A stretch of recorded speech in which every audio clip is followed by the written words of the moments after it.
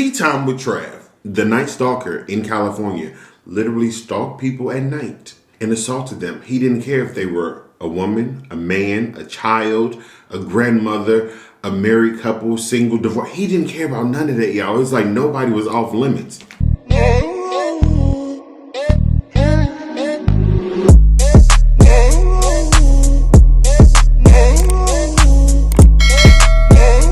What's going on, y'all? It's Ayootravv and I'm back again. Y'all probably like, why your hair look like that? My hair look crazy. And I'm gonna tell you why. When I get into the tea time, y'all, it's gonna make sense. But I ain't sleep that much last night. I'm still parched. I'm about to go and say grace. I'm sorry. Father God, I come to you today to ask you to watch over this food. Please let it be nourishment to my body. Please let me digest this food properly. In your name I pray, amen, amen, woman, amen. Is this centered? I hope. I have Mr. Everything, y'all. I have a salmon sub with melted cheese and lettuce and all that stuff. I have a gyro. Yes, I say gyro. That's how we say it in Illinois, Midwest. Then I have a rice dish. It's chicken and shrimp and broccoli and rice and a whole bunch of other stuff. So we're gonna start off with the salmon sandwich because I actually never had it before. But it sounded good. Now I'm looking at it, look real good. So I'm gonna get a bite.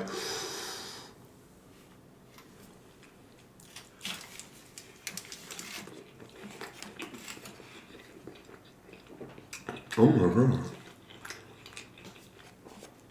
Oh my God.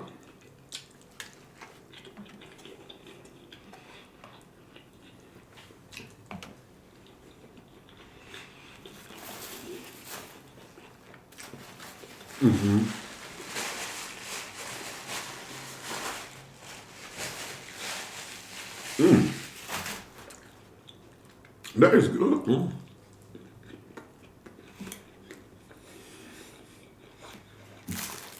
They gave me a fork. I hope this fork's strong enough. And then this is my gyro.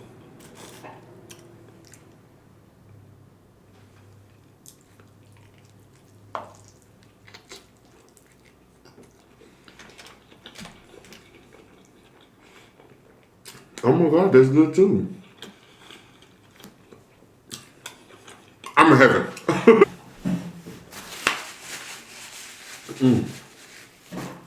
Where I put it? Oh, right here.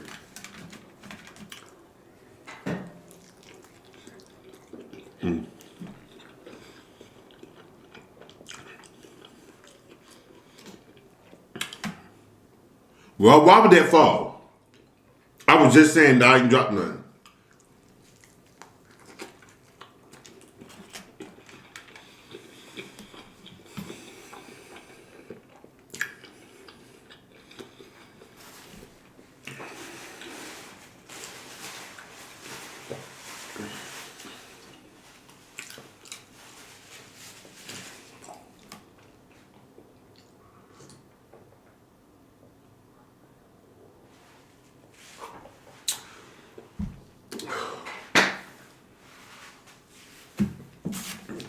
Y'all, let me get into this.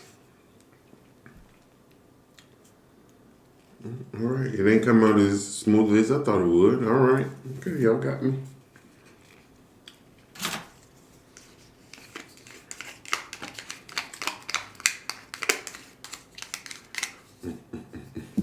This better be as good as it look. This better be as good as it look. I keep dropping stuff. Why would it fall in my hand like that?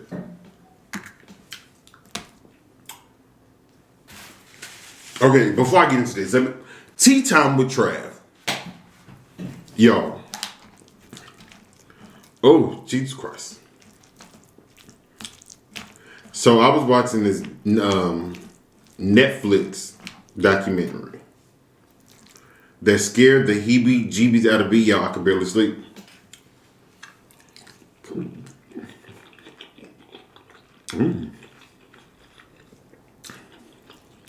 That Creole sauce is good. So, Netflix has a documentary called The Night Stalker. Now, the Night Stalker was a serial killer in California back in the 80s. He would break into people's houses. He would assault the women. Not all the time would he even take their life, but he would take their husband's life or boyfriend's life. He would abduct kids, y'all, sexually assault them, and then let them go. So he didn't have a direct ammo. Like, you know, some serial killers, they will only go for black people or white people or women only or men only. No. The Night Stalker in California literally stalked people at night and assaulted them. He didn't care if they were a woman, a man, a child, a grandmother, a married couple, single, divorce. He didn't care about none of that, y'all. It's like nobody was off limits. At one point, he even he attempted to, but for some reason he stopped. You know, I don't think we got the full details on why. He attempted to break into the house of one of the people that were working on the case. And I was like, oh, now.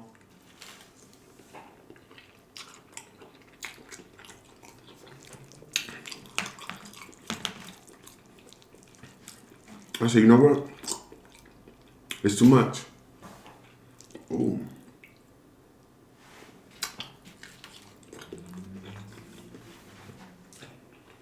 And it was so scary because, y'all, they literally had no trace, like no way of considering who this man was for a while. So,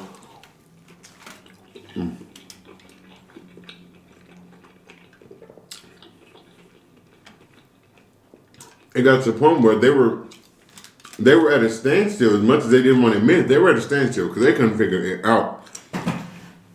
They did start to group cases together, and they were able to say, okay, this person did this same thing. He did this one. He did this one. It's all a part of the same. But I couldn't figure out who it was.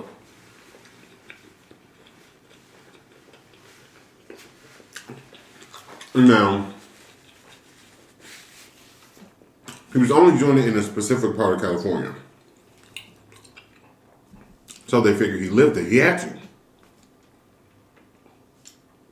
And then,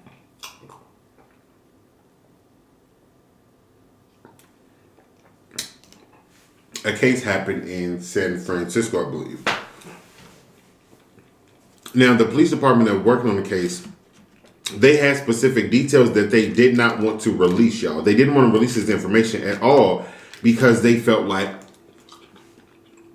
if we release certain information, he'll catch on. He'll switch it up. So the officers, they knew what type of shoe he was wearing because he wore the same shoe in each crime. So the same footprint.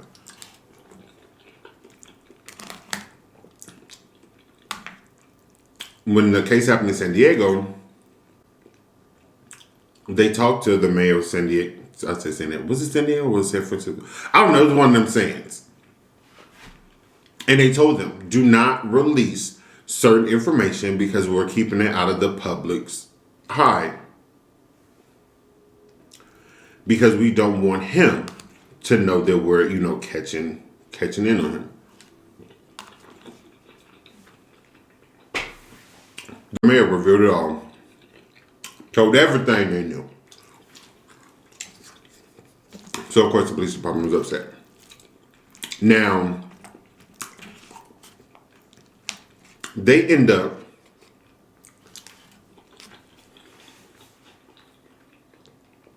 someone's dad, I think it was the dad, had befriended a guy who confessed to a murder, one of the murders that the Night Stalker committed. So they informed the police.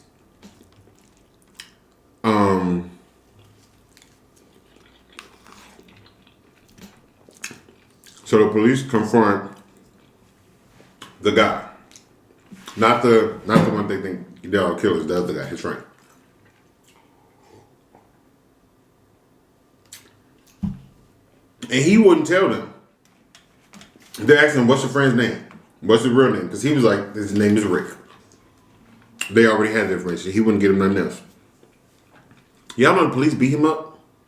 The police literally, excuse me, put him in the backseat of the car and was punching him to get this information. And he finally gave it up. He told them first and last name.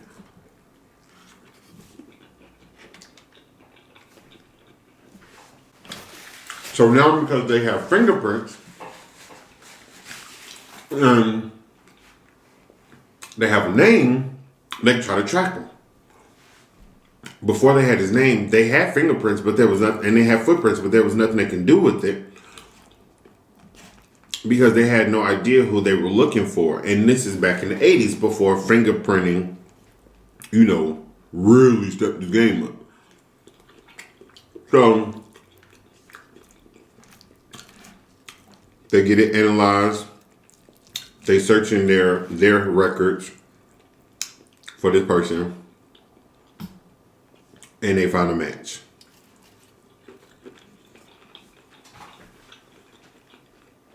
And they know for a fact it's him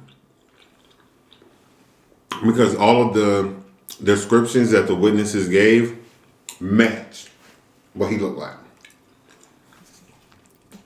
So they found out that he normally hang around this Greyhound bus area.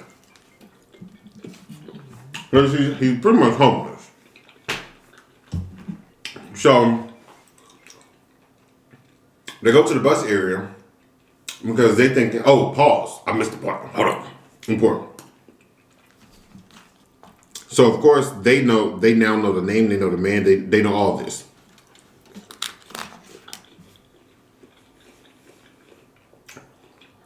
The detectives that were directly working with the case didn't want to release his name because they said they would find him. They ended up finding out that he goes to a specific dentist's office in town. So they set up surveillance at the dentist's office, waiting on him to come. Now the chief deputy tells them, we're wasting money by having these people, what's the word?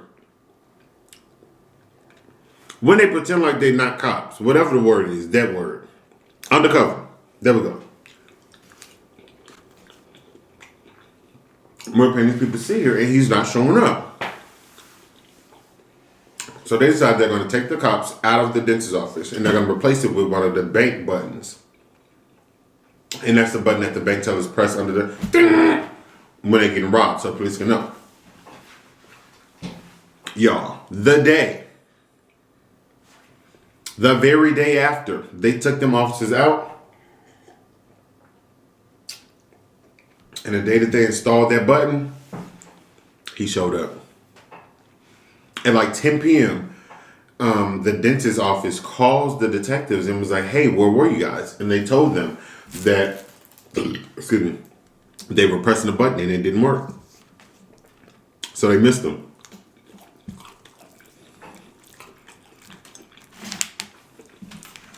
So at this point, the chief and all of them, they're like, we have to release this information. Because if we don't and the media find out that we held this from society, we're not going to be the last of it. So, I don't want to put that there. They released it all. Name, how they got the name, who the witness, like they told everything. And it's all on the news across California at this point. They don't know what part of California he's gonna hit. So they go to the Greyhound station, undercover cops. Because they think now that he knows, he's probably gonna try to flee. They find out that he was actually on a trip at the time. So they had his return information.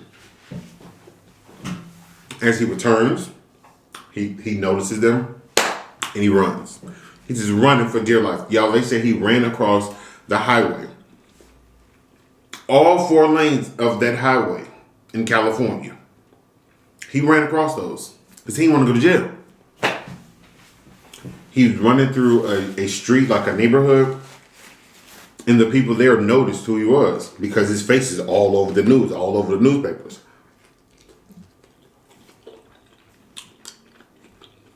And people living in that town, they chased him, y'all.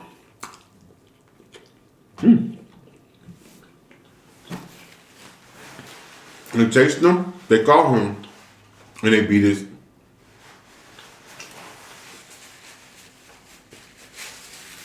And it's so crazy to me. Hurry up, time. Come on. We doing good on time.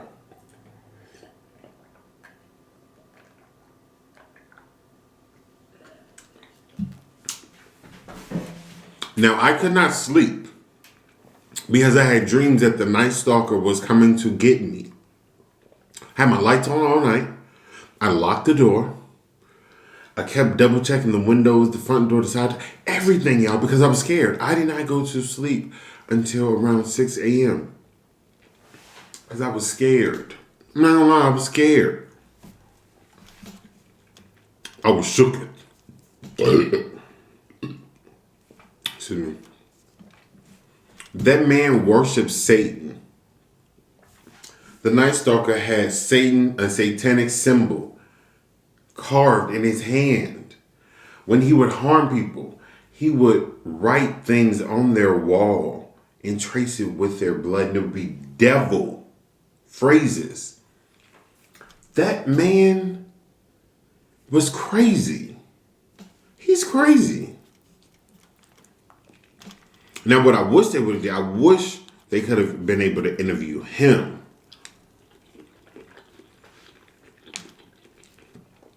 I'm sure he's been interviewed, but I wish we could have got the interview on that documentary.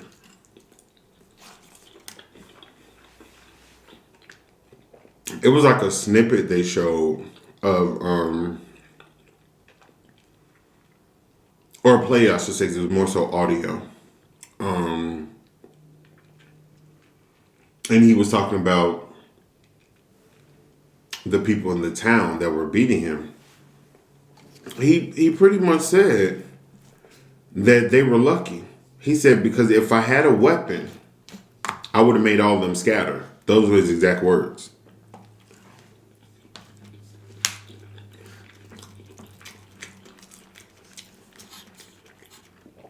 So you know what? This man is sick. Sick.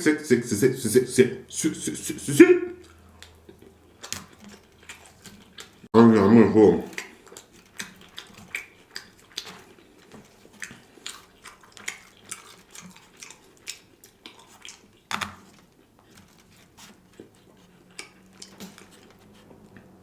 I'm getting full. I'm getting full. My stomach a tool, baby. Alright. I'm full for real. But I'm also having the heebie-jeebies because I'm thinking about the Night Stalker. Yeah, I was really scared. I was hearing stuff. And I'm like, anybody coming up in here, I don't play. We was gonna have to go wait. It was gonna be either my life or yours per. Yeah, I'm not doing sign up. Excuse me. If you haven't already, check the description box below for the website www.ayootravv.com. That's where you can get the merch, you can get the Ayo dip, you can get the Ayo sauce, all that. If you're not subscribed to the channel, hit the red button right there. Boom, hit the bell right there. Boom. So you be notified next every time I drop a video. But if you want to stay connected with Ayootravv, you already know what to do. Jump back into the description box, go down to the bottom. Boom. Right there and only there. You'll see me on social media: Facebook, Snapchat, Twitter, Instagram. You already know. Follow me. Let me comment, let me comment here. Do whatever. Let me know what you like, what you don't like, what you want to see, what you want to see, what you want to see, what you want to see, what you want to see, what you want to see. Other than that, it's been real. They're scary. Ayootravv is out. Peace.